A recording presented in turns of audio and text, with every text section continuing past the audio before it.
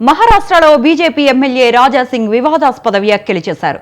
మొఘల్ చక్రవర్తి Raja Singh target గా కార్యక్రమానికి వచ్చిన ప్రజలను రెచ్చగొట్టారు.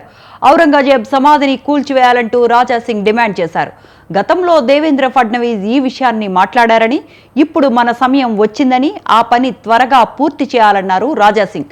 ఔరంగజేబ్ సమాధిని బుల్డోజర్ చేయటం భారతదేశంలో హిందువులి అందరి డిమాండ్ అన్నారు ఆయన. ఈ అంశానికి సంబంధించిన విశ్లేషణ రామ్మోహన్ గారిని అడిగి తెలుసుకుందాం. రామ్మోహన్ గారు, రాజాసింగ్ గారు వివాదాస్పద వ్యాఖ్యల సారాంశం ఏంటి?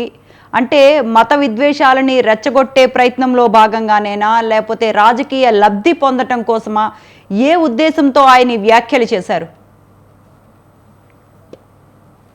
శ్రవంతి గారు, ఎప్పుడైనా రాజాసింగ్ మొదటి నుంచి వివాదాస్పద వ్యక్తి. మహారాష్ట్రకు వెళ్ళిండు, ఈ మాటలు మాట్లాడిండు, సరైనది కాదనుకున్నా. గతంలో మనకు అసదుద్దీన్ ఓవైసీ కూడా అక్కడికి వెళ్ళి మాట్లాడిన మాటలు కూడా సరైనవి కావంటున్నాం. ఎందుకంటే ఇద్దరే మతవాదులు, మతాన్ని బాగా వాడుకొని పబ్బం గడుపుకునే వాళ్ళు. అటు అసదుద్దీన్ ఓవైసీ కానీ, ఇటు రాజాసింగ్ కానీ. అక్బరుద్దీన్ ఓవైసీ అయితే గతంలో 15 నిమిషాలు టైం ఇస్తే పోలీసులు ఊరుకుంటే మొత్తం హిందువులందరూ చంపేస్తున్నారు. ఇవన్నీ ప్రజా సమాజాన్ని రెచ్చగొట్టే మన పాటలు సరైనవి కాదు. ఒకసారి మనం దాదాపు 250 సంవత్సరాలు మొఘలుల పాలన అద్భుతమైంది. మీరు అందులో మంచి ఉంది, చెడ్డ ఉంది కాదంటే. ఔరంగజేబు నుంచి వస్తాను నేను 1526 సంవత్సరాలు హిస్టరీ స్టూడెంట్, నేను లాస్ట్ స్టూడెంట్ కూడా. ఔరంగాబాద్ యూనివర్సిటీ, ఇప్పుడేమో అంబేద్కర్ యూనివర్సిటీ అయింది, గతంలో మరాఠవాడ యూనివర్సిటీ అనేవాళ్ళు దాన్ని. మరాఠవాడ యూనివర్సిటీలో నేను లా చదువుకునేవాడిని. ఔరంగాబాద్ 2-3 సార్లు వెళ్ళినవాడిని. అక్కడ అద్భుతంగా ఔరంగాబాద్ లో మీకు తాజ్ మహల్ ఎట్లా ఉంటుందో అటువంటి మోడల్ తాజ్ మహల్, అంటే రెండో తాజ్ మహల్ అంటారు, అక్కడ మన ఔరంగాబాద్ ఉంది. ఇక సరే, మన ఔరంగజేబు సమాధి దగ్గరకు వస్తారు. ఒక మాట చెప్పాలంటే ఈ చరిత్రను తిరగరాద్దామా మొత్తం అంతా కూడా.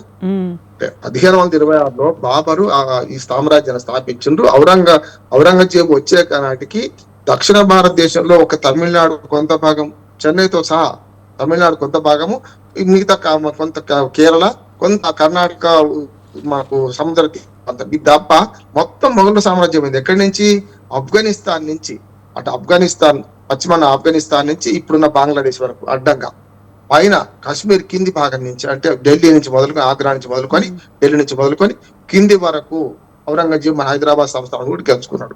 అంటే అది పెద్ద సామ్రాజ్యం. 1526 నుంచి బాబర్ తర్వాత హుమాయూన్ తర్వాత అక్బరు కొడుకు జహాంగీర్, మన సలీం, అంటే మనకు మన అనార్కలి సలీం సినిమా ఉంది కదమ్మా. ఆ తర్వాత మన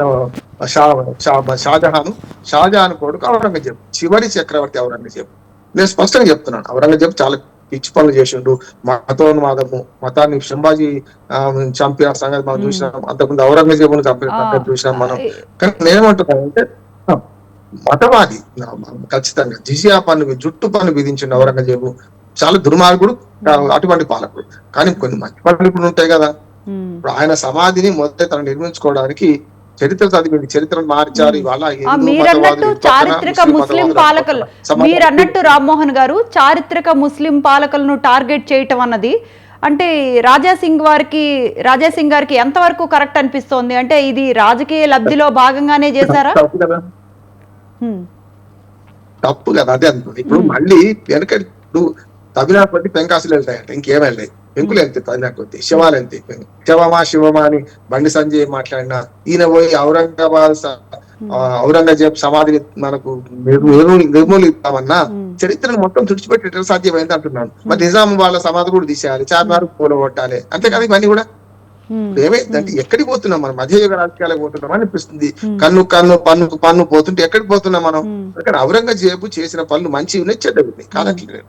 అంటే దుర్మార్గంగా అశోక్ మన శివాజీని చంపిండు, ఇవన్నీ ఉన్నాయి కాదంటలేదు నేను. కానీ దీన్ని మార్చే క్రమంలో ఇప్పుడు ఉన్నాయి కూడకూడదామా, దాన్ని నిర్మాణం చేద్దామా, కొత్త నిర్మాణాలు చేసుకుందామా? ఏదైనా సమాధుల మీద రాజకీయాలు చేస్తే, సమాధుల మీద ఇటువంటి పనులు చేస్తే ఎప్పుడైనా పార్టీలు ఓడిపోతాయి. పార్టీలు పైకి మన ప్రజలు రెచ్చగొట్టచ్చు. గంగా యమునా తహజీబ్ అంటాం కదా. మతం వేరే కావచ్చు, కానీ మానవత్వం ఉంటుంది కదా మనుషులకైతే. నేను ఔరంగాబాద్ చాలా సార్లు తిరిగిన వాడిని, ఆయన సమాధి తిరిగిన వాడిని. స్పష్టంగా చెప్తున్నాను, ఇప్పుడు సమాధుల వెంట ఓతులు దవ్వకండి, అనవసరంగా ప్రజలు రెచ్చగొట్టకండి. అంటే సమాజంలో మంచిని పెంచే ముస్లిం సమాజాన్ని ప్రేరేపించి హిందూ భావజాలాన్ని అంటే పెంచి పోషించి హిందూ ఓటు బ్యాంకుల కోసమే ఇవన్నీ చేస్తున్నారు, అంటే మత సామరస్యానికి భంగం కలిగిస్తున్నారు అన్నప్పుడు అంటే బీజేపీ కూడా ఏమైనా స్టెప్ తీసుకునే అవకాశం ఉంటే బాగుంటుంది అనుకుంటున్నారా? బీజేపీ గతంలో 2 సార్లు మందలించింది ఈయనను. గతంలో తాను దుర్మార్గ వ్యాఖ్యలు చేస్తే పార్టీని సస్పెండ్ చేసింది కూడా కదా, చూసినాం కదా మనం. గతంలో సస్పెండ్ చేసి మళ్ళీ తనను తీసుకోవడానికి 2 ఏళ్ళు వేచి చూసింది. ఎమ్మెల్యేగా ఉండ ఒకే ఒక ఎమ్మెల్యే తెలంగాణలో ఆనాడు బీజేపీకి, వాళ్ళు 8 మంది ఎమ్మెల్యేలు వచ్చింది కానీ 2019లో గెలిచింది, 18లో గెలిచింది ఒకే ఒక ఎమ్మెల్యే కదా. ఆ ఒకే ఒక ఎమ్మెల్యే తప్పు చేస్తే కూడా బీజేపీ పార్టీ చర్యలు తీసుకుంది, సస్పెండ్ చేసింది మనిషిని, ఏది రాజసింగ్ ను. కనుక రాజసింగ్ తీవ్రవాదం, మత తీవ్రవాదం కలిసినోడు, ఏది పడితే అది మాట్లాడేటోడు, తన గురించి ఎంత తక్కువ మాట్లాడుతుంటే అంత మంచిది. ఇప్పుడు ఈ విషయాన్ని మాత్రం మనందరం ఖండించాలి. మత సామరస్యాన్ని పెంచే విధంగా ఉండాల మాటలు కానీ మతాల మధ్యన కొట్లాటలు పెట్టి ఇమ్మీడియట్ అరెస్ట్ చేయాలంటున్నాడు. రాజాసింగ్ ను ఇమ్మీడియట్ అరెస్ట్ చేయాలి. గతంలో అక్బరుద్దీన్ ఓవైసీ ఆ మాట అన్నప్పుడు కూడా నేను అదే అన్నాను, ఇప్పుడు ఇదే అంటున్నాను. గతంలో మహారాష్ట్ర ఎన్నికల కన్నా ముందు ఇదే అసదుద్దీన్ ఓవైసీ తప్పుడు వ్యాఖ్యలు చేస్తే కేసు అయింది, తను అందరు ఖండించిన. అందుకనే ఇవాళ నువ్వు అట్లా అంటే నేను ఇట్లా అంటే, నువ్వు తలుపుతో తమలపాకుతో నువ్వు ఇట్లా అంటే, తలుపు చెక్కతో నేను ఇట్లా అంటే సమాజంలో శాంతి భద్రతలు ఉండవు. నిజంగా చెప్పాలంటే ఇప్పటికే దాన్ని సంభాజీ నగర్ మార్చారు, మీకు తెలుసో తెలియదు. మనకు మన ఔరంగాబాద్ పట్టణాన్ని, ఔరంగాబాద్ పేరును సంభాజీ నగర్ గా ఇప్పటికే మార్చారు. ఇది మహారాష్ట్రలో గవర్నమెంట్ చట్టం చేసి ఆ ఊరి పేరు మార్చింది. చేయండి, ఇప్పుడు భాగ్యనగరం కావాలంటున్నాం, తెలివి ఉంటే భాగ్యనగరం చేయాలి. అది ఇక్కడికి వచ్చి ఇక్కడ ఇప్పుడు తంతారు వాళ్ళు. అందుకని ఏమంటుంది మధ్య ఎట్లనే అంటే రాజాసింగ్ ఆవేశపూర్వకంగా మాట్లాడుతున్నారు. ఇది కేవలం మీరు అన్నది కదా, ఓటు బ్యాంక్ రాజకీయాల కోసం చేస్తున్నారు.